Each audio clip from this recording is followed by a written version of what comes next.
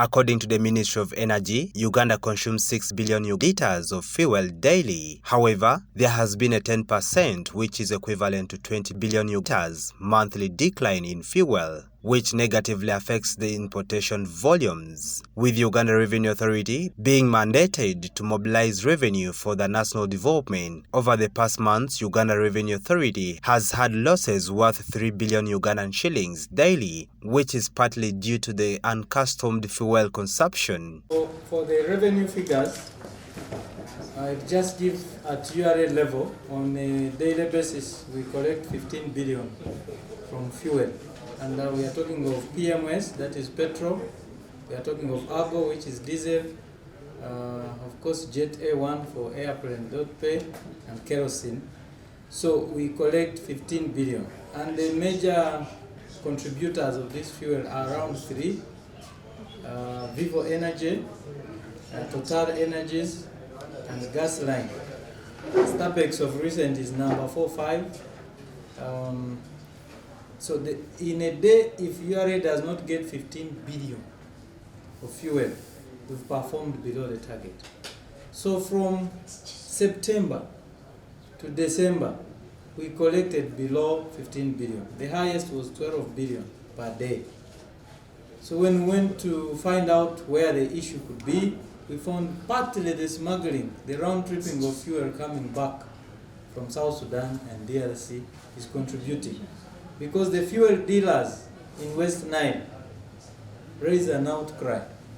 And they said, we are not selling, we are about to close.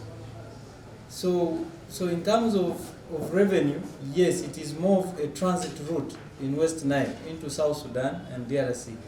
The fuel that comes in West Nile pays from Kampala because it is supplied by Total and Haas and the other companies that bring. So the challenge we have is fuel that comes, because if people are selling on the street, it means they are not buying from these companies. So the losses they have told us, every company tells us they are lost. Total Energies lost by 14% market share. Vivo Energy lost by 12% market share.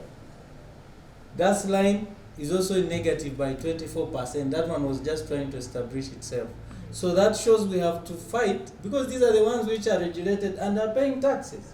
So if we don't protect them, they will close because of the illegal trade. With political leaders and security agencies being charged to protect people, society and their belongings, they have pledged total support to stop unaccustomed fuel consumption in Western region. He has also brought about a diplomatic issue, because when URA was losing a lot of revenue through this illicit trade, they had to divert the trucks from Oraba to use the border post of Erego.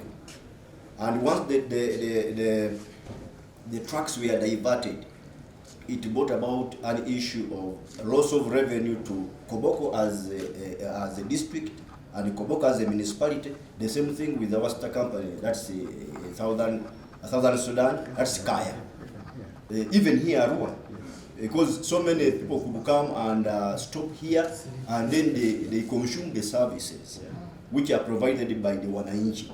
Recently we had a meeting with the governor of Central Equatoria State, and our proposals were that if we can have custom points at Busia in Koboko, we have custom points at Motor Bridge. In Yumbe, we have custom points at Kerwa in Yumbe. This will be able to reduce the radius of the porous borders, and in a way we'll be able to address the challenges. But the important thing is let's go on the ground, so inside the community, thereafter we can start to implement. And I've already started to move and talk to my people, because this issue is going to cause a lot of problem. So government is losing a lot of revenue on the roadside. Through Uganda Revenue Authority that has been authorized to collect taxes from the taxpayers, they have continued to realize decline in the fuel tax contributions from key oil marketing companies like Vivo Energy Uganda Limited, Total Energies Marketing Uganda Limited, and Gasline Petroleum Energy Uganda Limited. Emmanuel Agele, West Nile TV Nilecast.